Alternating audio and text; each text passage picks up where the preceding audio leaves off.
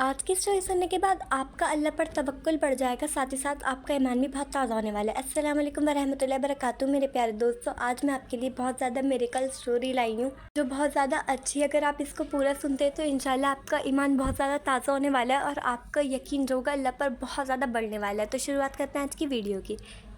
ये एक बूढ़ी औरत की स्टोरी है। आपको पता है, जो बूढ़ी औरत होती है ना ही उसका कोई बेटा होता है, ना ही कोई खाविंद होता है। उसके हस्बैंड की डेथ हो जाती है पहले ही। देन उसकी सिर्फ एक बेटी ही होती है। अब जो उसकी बेटी होती है वो अपनी बेटी के साथ रहती है। बेटी भी बहुत ज़्यादा हया वाली, अदब वाली होती है और बहुत ज़्यादा नमाजी परहेज़गार होती है। और वो बूढ़ी औरत वो भी बहुत ज़्यादा होती है। एंड देन होता क्या है, बूढ़ी औरत को जाती है एक बीमारी। अब वो जिस देश में रहती है वहाँ उस बीमारी का कोई भी इलाज नहीं होता गाइस, कुछ भी इलाज नहीं होता। देन वो जगह जगह जाती है डॉक्टर के पास, बट उसके पास इतने पैसे नहीं होते कि वो दूर कहीं देश जाके इलाज करवा सके। जब उसको कोई बताता है कि उसकी बीमारी का जो इलाज है वो बगदाद देश में है। अब बगदाद जो देश होता है वहाँ जाने के ना ही उसके पास कोई वसीला होता है, ना ही इतने पैसे होते हैं कि वो ट्रैवल कर कर वहाँ चली जाए। तो वो अल्लाह पर छोड़ देती है, वो नमाज नहीं छोड़ती। लेकिन जैसे जैसे वक्त बढ़ता है ना, उसकी बीमारी बढ़ती जाती है और उसके जो दुख होता है वो उसको परेशान करने लगता है, मतलब बहुत ज़्यादा परेशान रहने लगती है। लेकिन वो अल्लाह पर यकीन नहीं छोड़ती। उसको अल्लाह पाक पर पूरा यकीन होता है कि उसकी बीमारी जब अल्लाह ने दी है तो अल्लाह बीमारी का इलाज भी देगा और इंशाल्लाह अल्लाह उसको एक दिन इस बीमारी से निजात दे देगा। एक दिन होता क्या है, रात का पहर होता है। तो वो औरत के दरवाजे पर खटखटाने की आवाज़ आती है। वो अपनी बेटी से को कहती है खोल कर देखो। बेटी खोलती है तो दो है ना आदमी होते हैं, वो बहुत ज़्यादा थके होते हैं, लगता है कि वो मुसाफिर हैं। वो कहते हैं कि प्लीज़ हम यहाँ से गुजर रहे थे, हमें रहने के लिए जगह दे दो।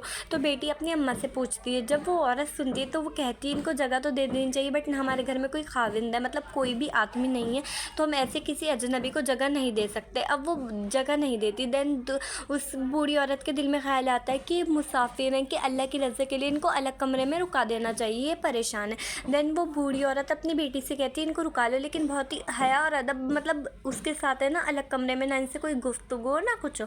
देन वो अलग कमरे में रहने के लिए सिर्फ रात को जगह दे देते हैं। अब जब वो रात को जगह देते हैं तो वो उस बूढ़ी औरत जब नमाज़ पढ़ रही होती है, वो जो दो लोग होते हैं वो उनसे पूछते हैं अम्मा जी, मतलब आप ये पढ़ रही हैं और आपको क्या बीमारी हो गई। जब वो उस बूढ़ी औरत को बीमारी में देखते हैं, वो बूढ़ी औरत कहती है कि मेरी बीमारी जो मुझे कब से है और यहाँ किसी के पास इसका इलाज नहीं है, मेरे पास ट्रैवल करने के इतने पैसे नहीं है कि मैं बगदाद चली जाऊँ, इसका इलाज सिर्फ बगदाद में एक हकीम है, उनके पास है। तो वो जो दो आदमी होते हैं वो एक दूसरे को देखकर शॉक हो जाते हैं। वो कहते हैं अगर हम आपसे कहें कि अल्लाह ने आपकी दुआ सुन ली है।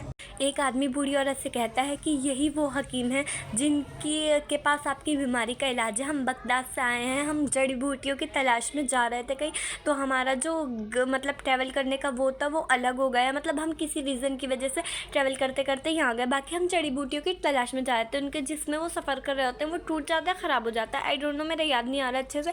देन हम यहाँ पर आते हैं तो आप हमें रहने का ठिकाना देती हैं। वो कहती हैं अम्मा जी आप परेशान ना हो। वो जो हकीम साहब होते हैं वो कहते हैं मैं इंशाल्लाह आपकी बीमारी जल्द से जल्द ख़त्म हो जाएगी और मैं अपने बेटे को लेकर भेजूँगा आपके पास। मतलब क्या भेजूँगा, मैं अपने बेटे को लेकर दवाई भेजूँगा और इंशाल्लाह आपकी दवाई बीमारी से पूरी तरह ख़त्म हो जाएगी। अब देन कुछ दिन गुजर जाते हैं, उस बूढ़ी औरत का यकीन अल्लाह पर पूरा होता है कि वो भेजेगा। देन एक दिन एक आदमी आता है और वो दवाई लेकर आता है, और आपको पता है वो कौन होता है, वो हकीम का बेटा होता है। एंड देन वो उस लड़की को भी पसंद कर लेता है, मतलब बूढ़ी औरत की बेटी को।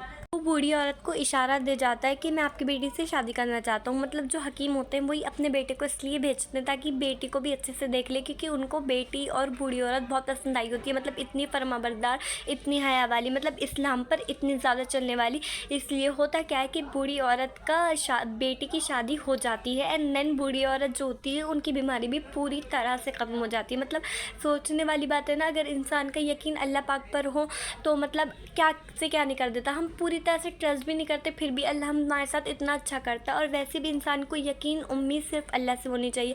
ये उम्मीद नहीं, पूरा यकीन रखे जब मेरे रब कर सकता है, वो हर चीज़ पे कादिर है। वो तो माउंटेन्स को हिला सकता है, वो तो मतलब बादल चला सकता है, वो ज़मीन को मतलब कुछ भी कर सकता है। यकीन सिर्फ अल्लाह ज़ात पर रखें। उस बूढ़ी औरत का यकीन अल्लाह से ख़त्म नहीं होता, मतलब अल्लाह पर पूरा होता है। लोग उससे कहते हैं कि तू कैसे जाएगी वहाँ, कैसे इलाज कराएगी, बट एक दिन खुद देखे वो खुद हकीम चल कर आते हैं और देन उसकी बेटी की भी शादी बहुत अच्छी जगह हो जाती है, मतलब हकीम के बेटे से, और वो बूढ़ी औरत बगदाद में शिफ्ट हो जाती है। तो देखिए ना कितनी ज़्यादा मेरी कल स्टोरी है कि मतलब खुद चल कर आता है। आप बस अल्लाह पे यकीन रखिए, दुआ करनी ना छोड़ें और लोगों के काम आए, और कोशिश करें कि आप वो चीज़ें करें जो अल्लाह ने कही है, मतलब वही आपने करना है, फिर इंशाल्लाह देखिए रास्ते कैसे आसान होते हैं। तो आज की वीडियो के लिए बस इतना ही, मिलते हैं इंशाल्लाह नेक्स्ट वीडियो में। उम्मीद करती हूँ मेरी वीडियो से आपकी थोड़ी बहुत भी हेल्प हुई है, तो ज़रूर कमेंट करके बताएं। जज़ाकल्लाह खैर, अस्सलाम वालेकुम व रहमतुल्लाहि व बरकातहू। जब तक के लिए दुआ में याद रखें।